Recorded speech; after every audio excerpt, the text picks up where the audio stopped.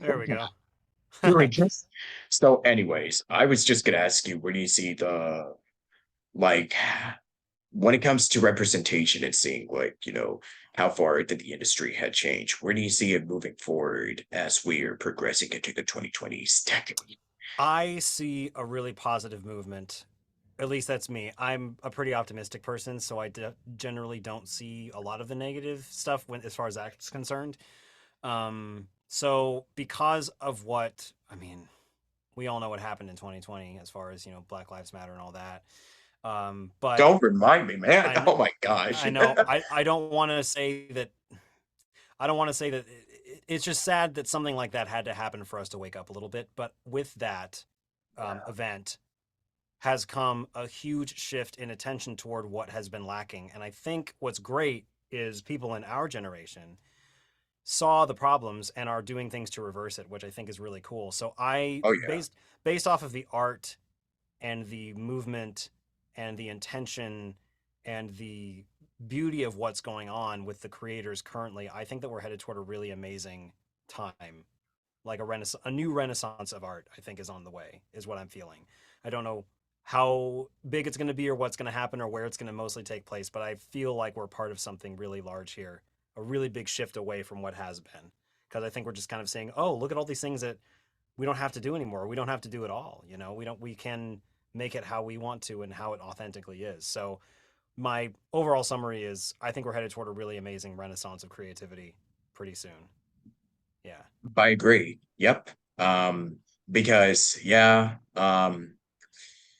because as far as BLM goes, I'm just like, yeah, something like that, because I'm pretty sure everybody knows what happened during that time. But at this, and it just kind of led to us, it just led to everyone just waking up that, like, hey, this type of stuff, it never went away and it never vanished. So it's Right. like, yeah, if, and it's just really sad that stuff like this, it's just like that's what gets people to be like, okay, wow, okay.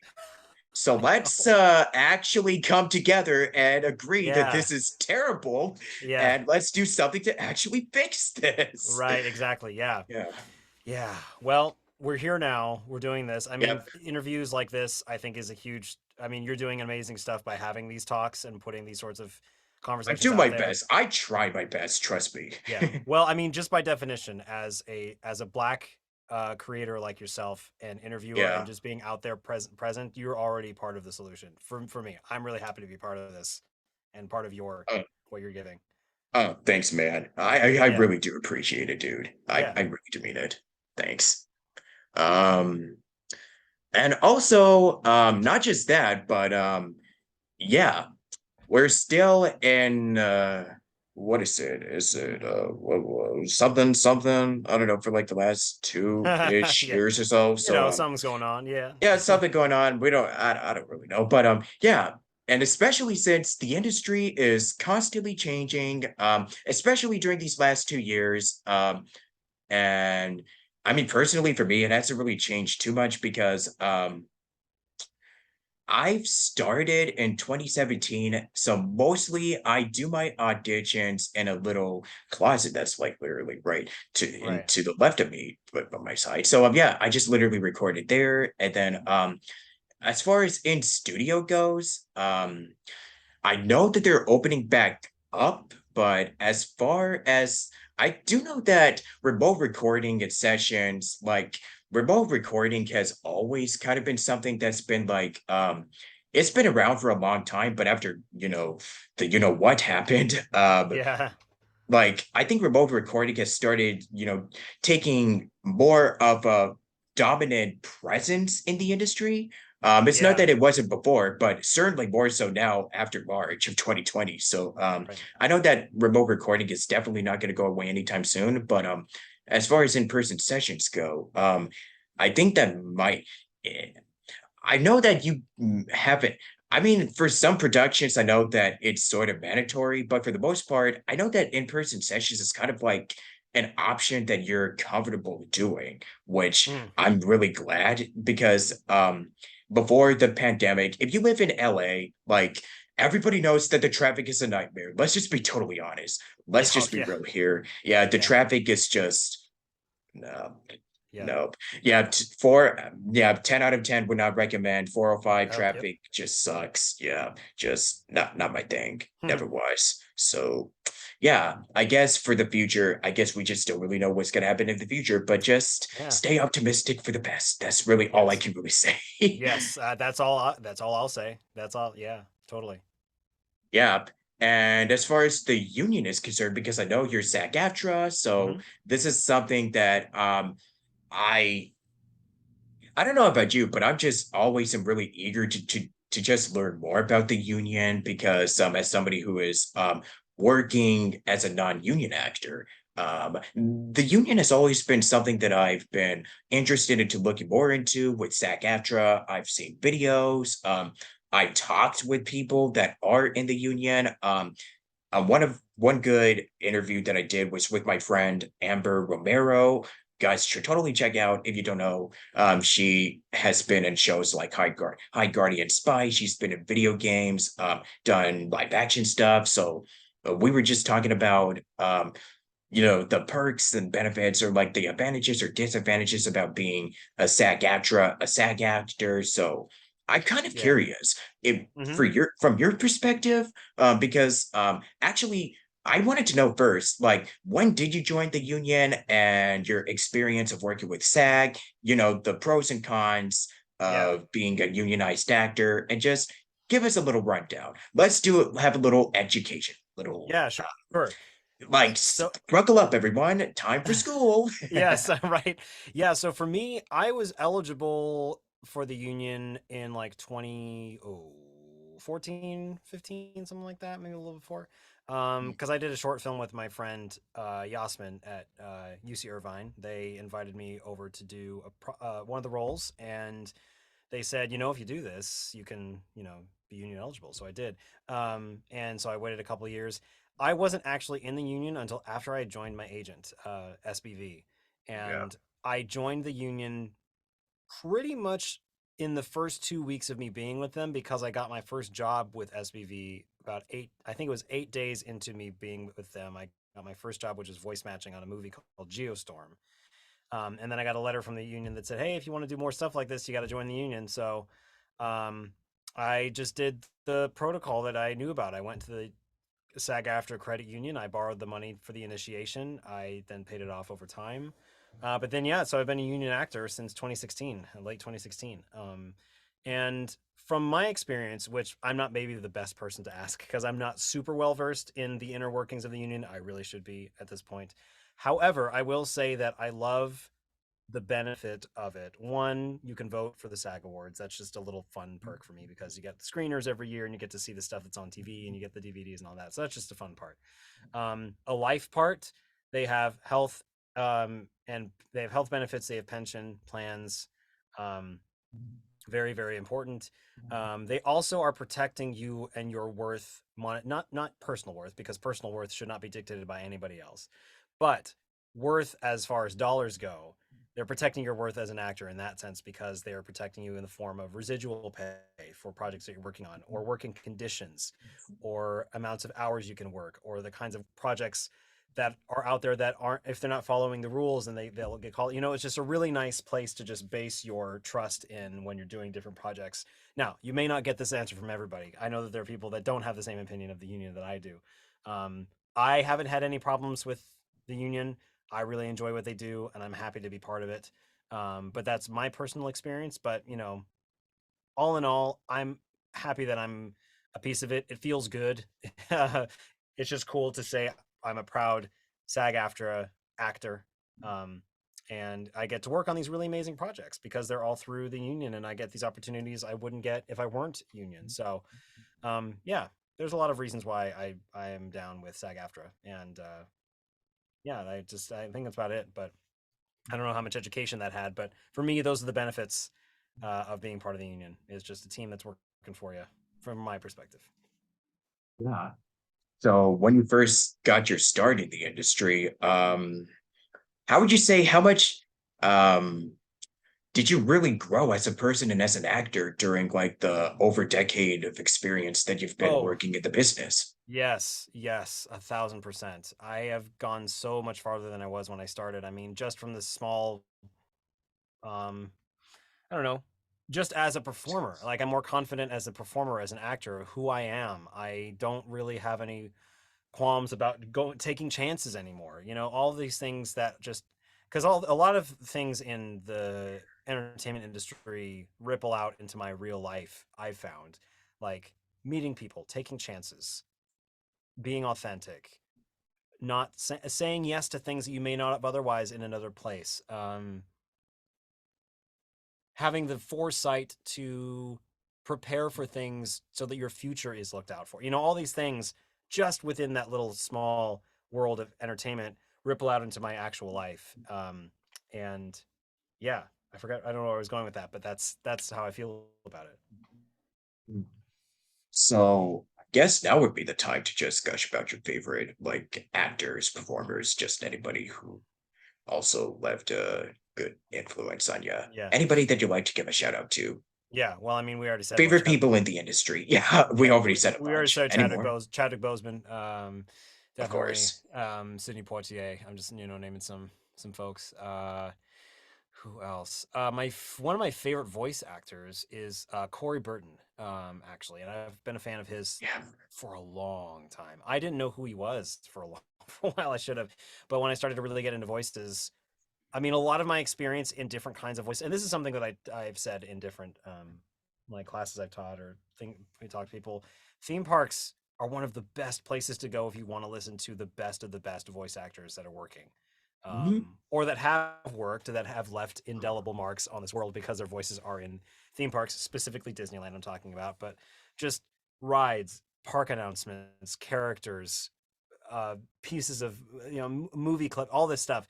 Um, and I didn't realize how integral Corey's work was to Disney stuff, and then also to animation in general, and video game, like so many things. So I love the breadth of his career, and I love um, the diversity of his career. I've thought about having a career like his. So that's I think he's somebody I really definitely look up to in voiceover world. Um, and then I mean I could name any number of other artists that throughout. I mean I think I also want to give a shout out to um, one of my heroes, well, two of them that have both I personally know, um, Bill Rogers, who's the voice of Disneyland Park and has been since 1991. He's become a mentor of mine. And then Bob Bergen, just a force Oh to be reckoned with yes. in general. But I took Yep. his voiceover class. Amazing. He's the reason. His class is the reason that I got connected to SBV in the first place. And he has such a wealth of knowledge and such a succinct but like it's just such an invaluable amount of information that he has to share, and he's so nice and he's so generous. There's so many attributes about him, and like I want to be like him. I want to be like him when I'm at his point, at that point in my career. So those two people I think definitely are also people I wanted to say. Yeah. So I guess as far when it comes to like voiceover VO influences for me, I've said this on countless previous episodes before. Um, so when it comes to the versatility of the actors, definitely folks like if we're gonna go back to like the 40s 50s, the I guess the golden age Yeah. of like radio and whatnot, definitely folks like Mel Blanc, June Yes. Foray, Dos Yeah. Butler, Yeah. Don You know all the Messick, good ones. Yeah. yeah, Yeah. Yeah. Bill Scott, Casey Kasem, and of Yeah. course especially Paul Frees. Like gotta Oh, mention Paul Frees. legend. Legend. Like if you told me that this is the same guy who plays like the ghost host on the Haunted Mansion would be the same Right. actor who is Boris Badenov, Ludwig von Drake, Yeah. uh let's see, I know. Pillsbury Doughboy, the Toucan Sam, uh I mean, I think Mel was the first, but then it was Paul, and then it was Maurice, and now some other actor now. I don't remember who Yeah. it is now. I don't know who's Toucan. There's like so many BAs, but like, yeah. And since I already mentioned Maurice Lamar, she's another big Love Maurice one. LaMarche. Kevin Michael Richardson, Phil Oh Lamar, Cree yeah. Summer. And I've talked about this, like a lot of actors, like we just share like favorite VAs. Like there's of course the big ones like Tom Kenny, Rob Paulson, Jim Right. Cummings, Tara Strong, Ray Delisle, just too many names. I'm just gonna go on. Yeah. I'm Too going many. on a list. And I guess the people that I've had on the podcast would be another one. I mean, obviously yourself included. I mean, I'm just gonna have to say that now. There's just way too many, Yes. just so many. Like, yo, like if I had, I'm not gonna be like, oh my gosh, I wish I was as good as them, but like, seriously, the amount of like the small thread, the small like threshold of talent that these people, all of them just have, like that is something that a lot of us strive that we work, not just for being better people, but for just being like great performers, just incredibly kind, generous, and just absolutely devote their time to helping people out. That's what people like Crispin Freeman, Bob Bergen, Steve Bloom, um, Charlie Adler, a Yeah. lot of great teachers, Debbie Love Charlie. Derryberry, yeah, Corinna Becker, so many great folks that just dedicate time out of their day to just help students. And recently started Eliza Jane Schneider, I think. Yeah, Okay. her name. Yeah, so there's a great resource of classes. And for books, definitely got to recommend.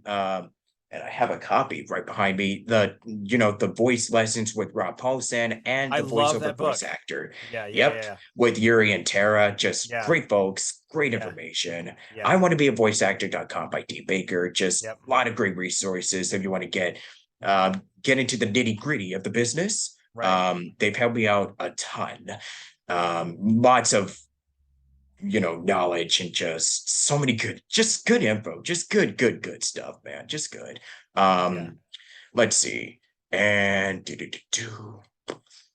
uh yeah, I guess I could just ask the boring questions like how do you warm up? What do you do to get into good stuff like that? But yeah, but that's like questions that you would hear on like every podcast. But instead, I do want to ask, Mhm. um, so when it comes to preparing for a character, because I know you got have these auditions and you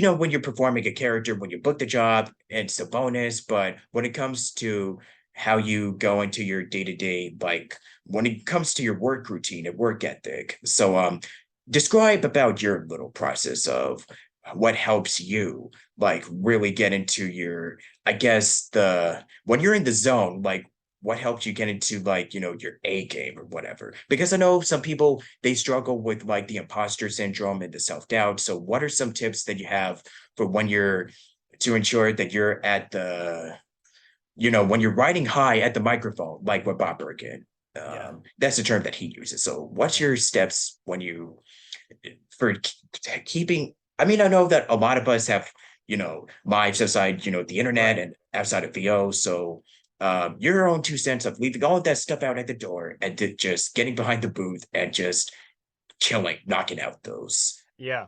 I and think whatnot. it's I'm gonna steal Richard Horvitz from his Richard philosophy. Horvitz, Um yes. Can't but believe I didn't mention him. that's Yes. okay. No, no, I think I'm gonna steal from Richard his philosophy. 100%. Yep. Yeah.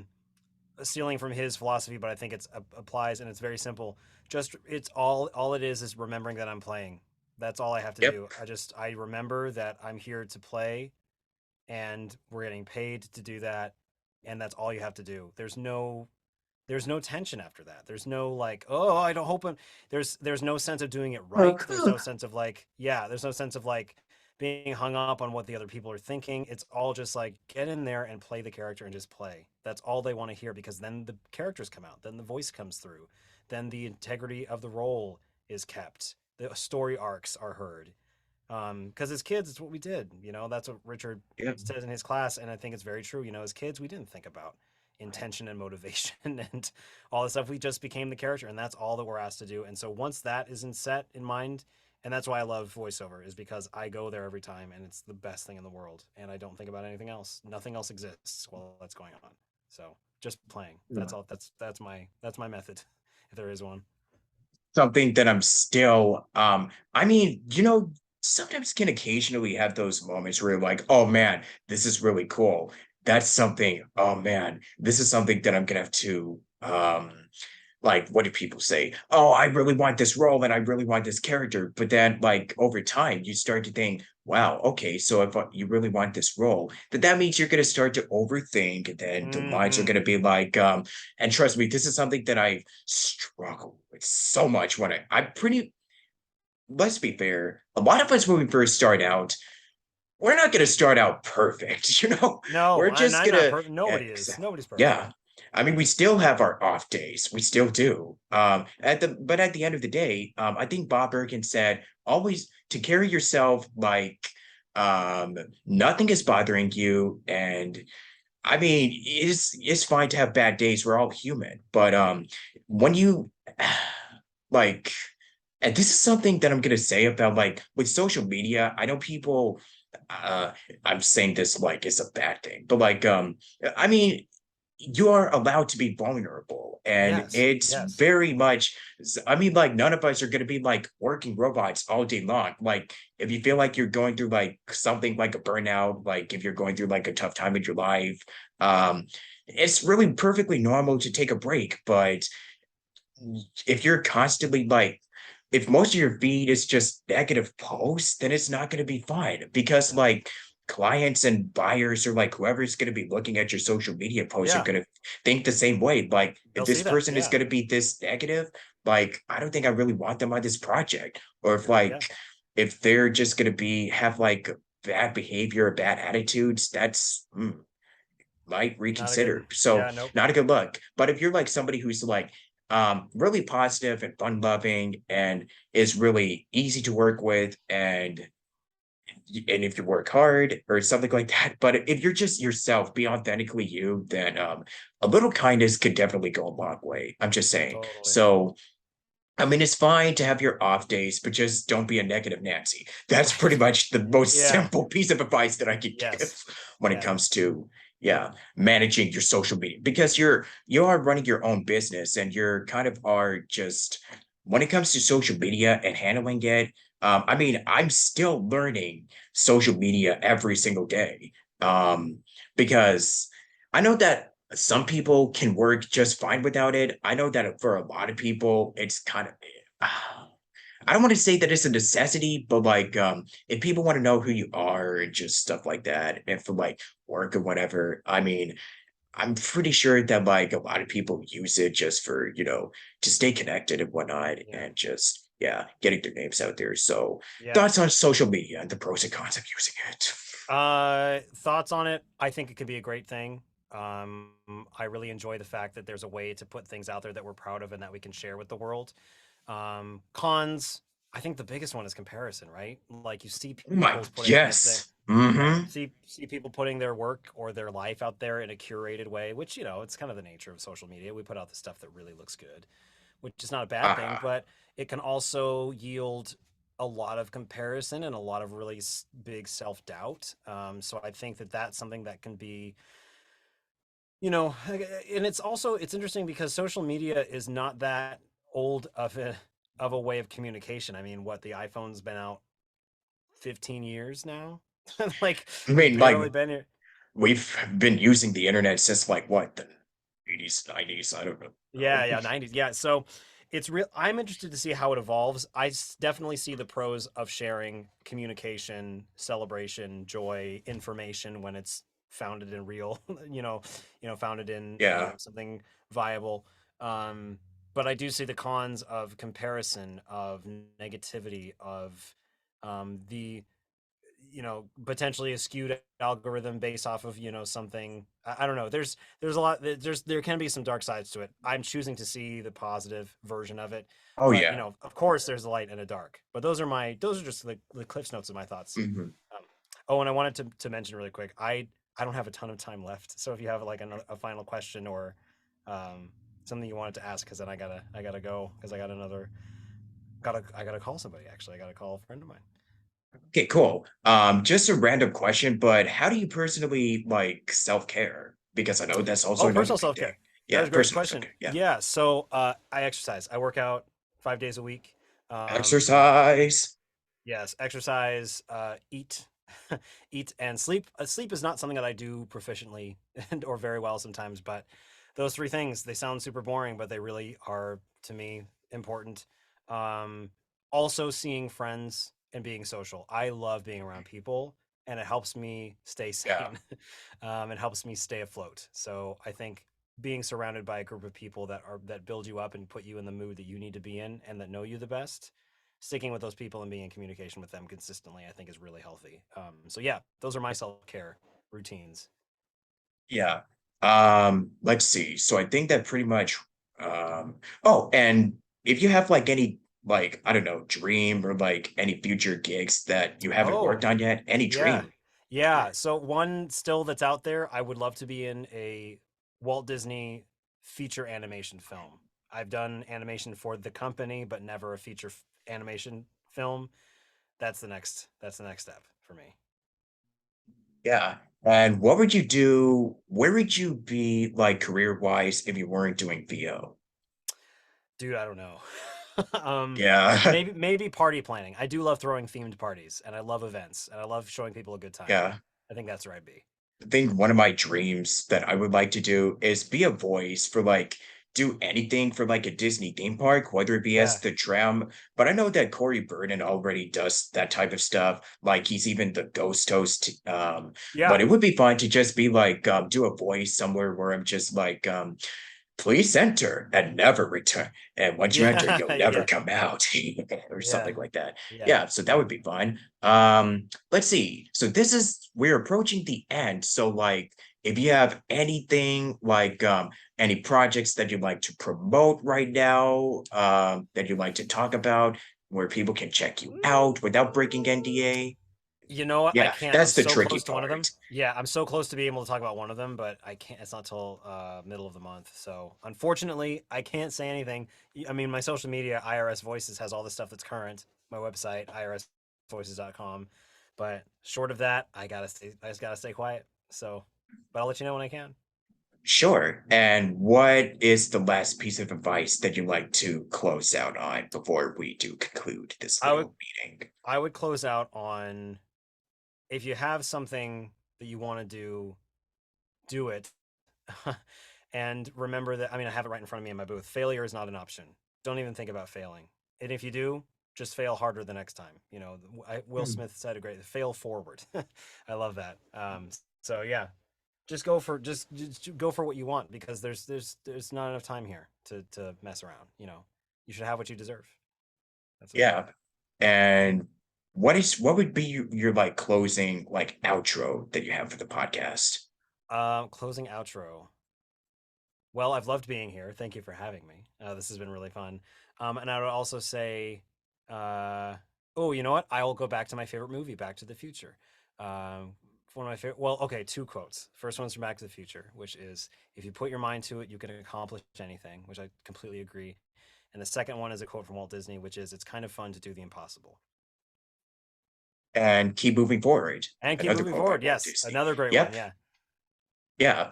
I also usually do this for like the guests that I have on here where they say their name and then they list the roles that they've done. And then at the end, they say, "You're watching the Station Square podcast." It's kind of like the little outro that I do for, Okay. Yeah. And yeah, what's the name again, just so I can have the Station Square Station podcast. Square? Okay. All right. You want me to go for it right now? Yeah. Whenever you're Okay. ready. All right. This is Isaac Robinson Smith, voice of things such as Dark Chocolate Cookie and Cookie Run Kingdom, Adam and Voltron Legendary Defender, King T'Challa himself, the Black Panther, and many other things to come. And this is the Station Square podcast. Nailed it on the first take, baby. Yeah. So, alrighty then. I guess with all of that said, thank you for watching the podcast. Be sure to stick around for new episodes coming soon. This will be up later this week, so keep on the lookout on my social media. I'm Robert Jackson everywhere, Mystic IRJ. It's should be pretty easy, unless if I have a different username on one of them, which I highly doubt. But anyways, thank you for watching, and I shall see y'all next time. And until then, stay safe, stay healthy, and please stay cool because this Heat wave is no joke, and I shall talk to you all next time. And until then, bye bye, lovelies. Bye. And yep, stay tuned for next time on the Station Square podcast. Peace. Bye.